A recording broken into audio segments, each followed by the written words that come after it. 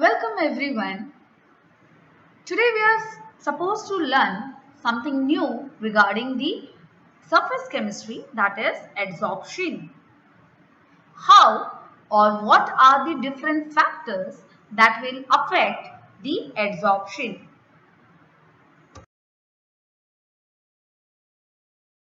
Adsorptions of gases on solids are nature of adsorbent,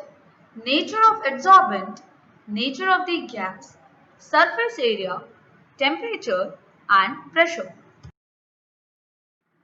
Now what is the nature of adsorbent and how does it affects? As I told you earlier that what is an adsorbent? Adsorbent is the particle which get adsorbed on the surface of the molecule. Hence, physical adsorption is non-specific in nature and therefore every gas gets adsorbed on the surface of any solid to a lesser or greater extent.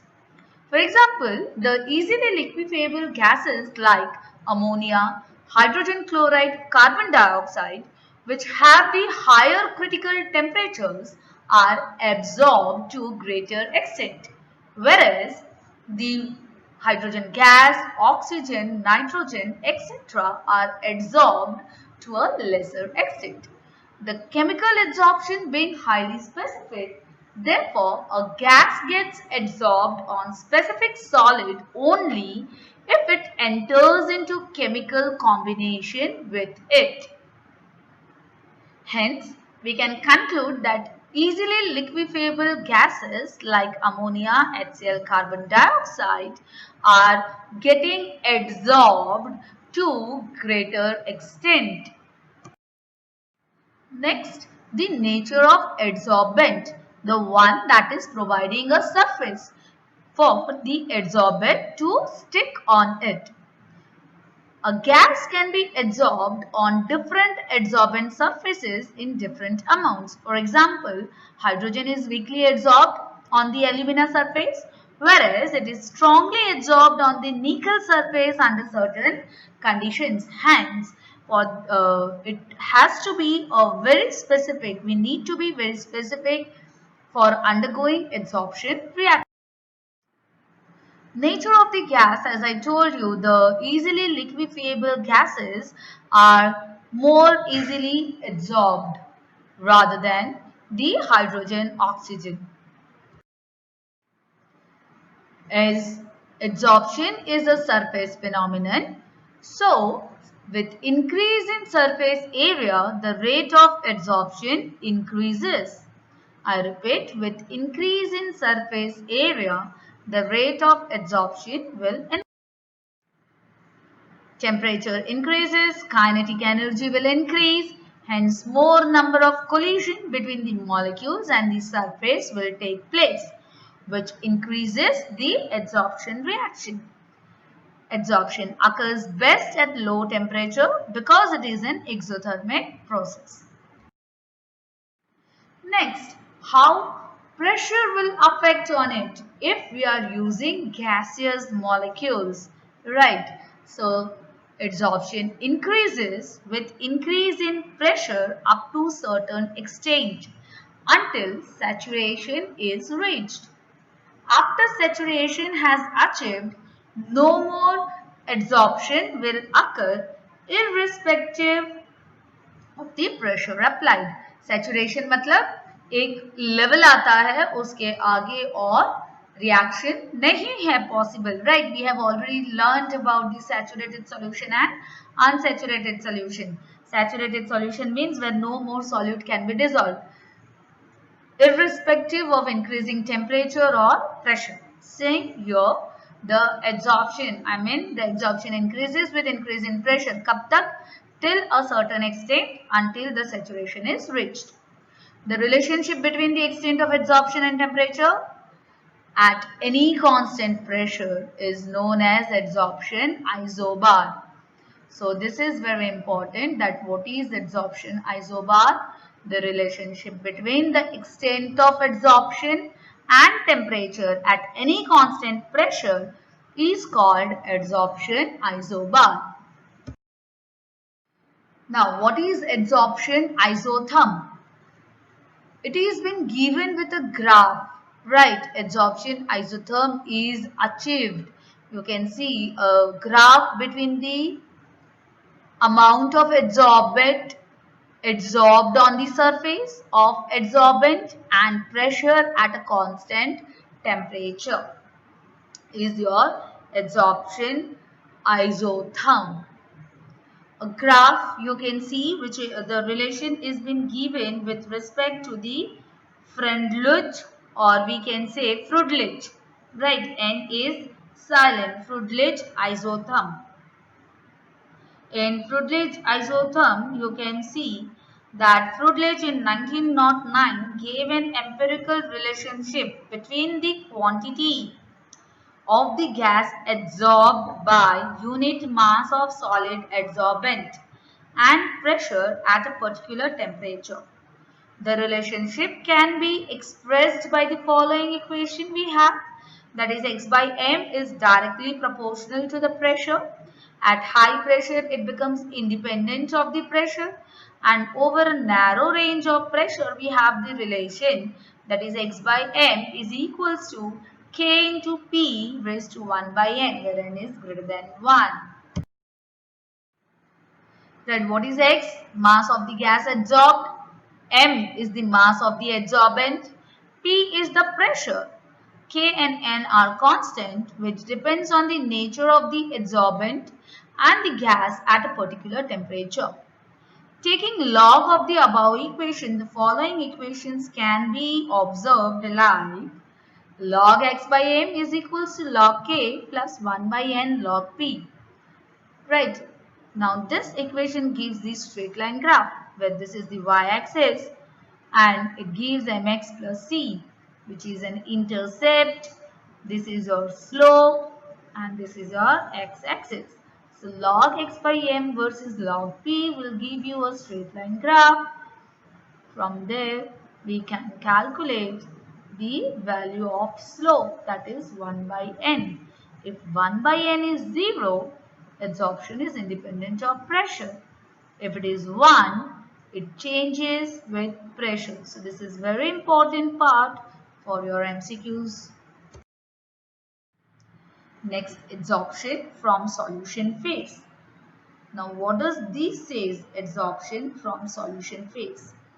Solids can adsorb solutes from solution as well. For example, that is when a solution of acetic acid and water is shaken with the charcoal, a part of the acid is adsorbed by the charcoal and the concentration of the acid decreases in the solution.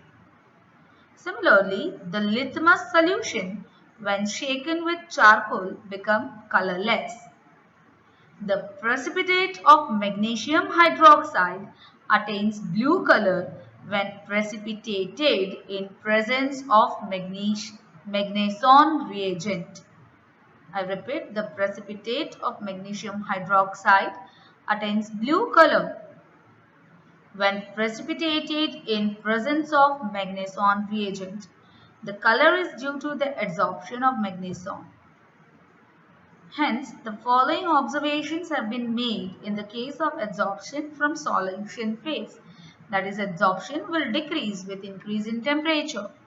More surface area, more is the rate of adsorption, that we have already discussed in the factors affecting adsorption. Adsorption also depends on concentration of solute in a solution. It also depends on the nature of adsorbate and the nature of adsorbent. We have already discussed these all points in factors affecting adsorption. Next, adsorption isobar, which is related with the pressure. We have defined this term when we have studied the Freundlich isotherm, right? Adsorption.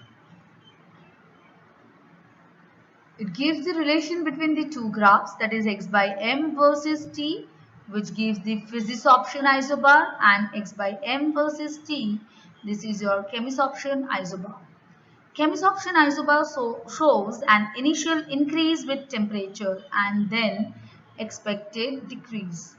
The initial increase is because of the fact that heat supplied acts as an activation energy required in chemisorption.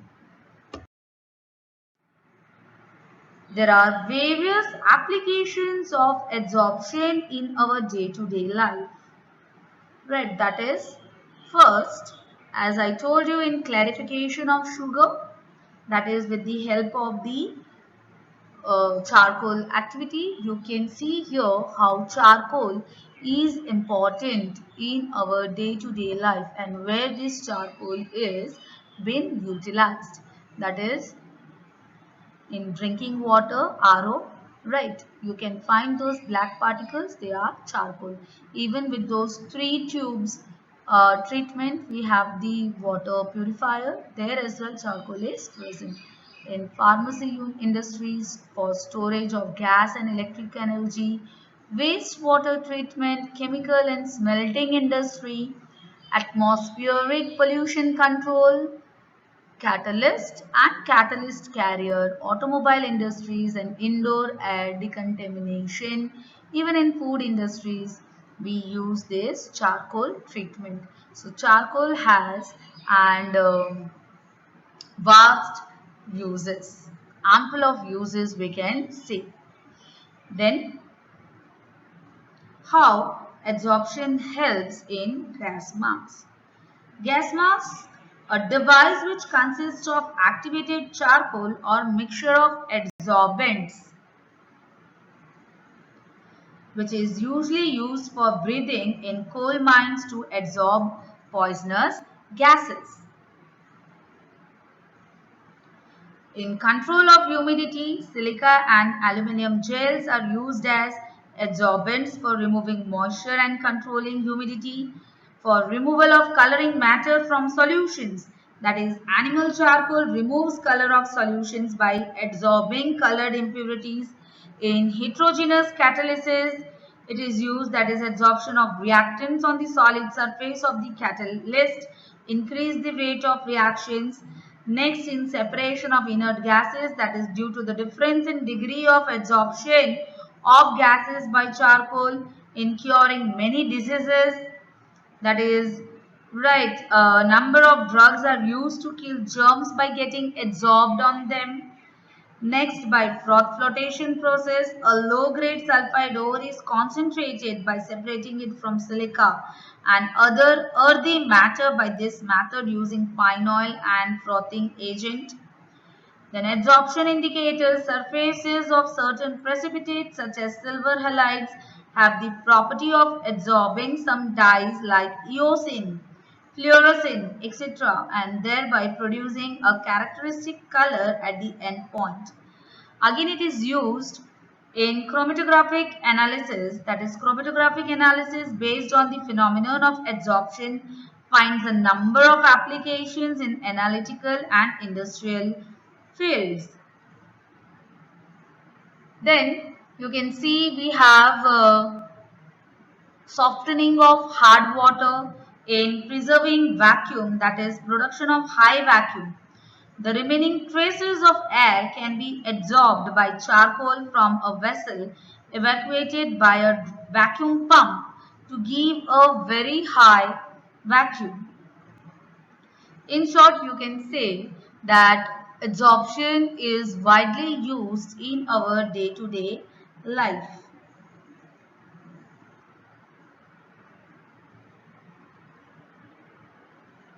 Hence, you can see that how chemistry is useful for us. So, in this chapter, in this video we have covered the topic called factors affecting the adsorption, then the adsorption of solutions from the gas phase. Next, we have also seen that the application of adsorption, and even we have seen the main important term which is adsorption isotherm, including Fruitledge adsorption isotherm. Then we have already seen the adsorption.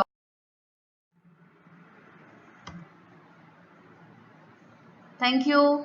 Have a nice day. Stay safe, stay healthy, stay tuned. Good luck and please go through the index questions of this chapter and solve it in your notebook. See you soon.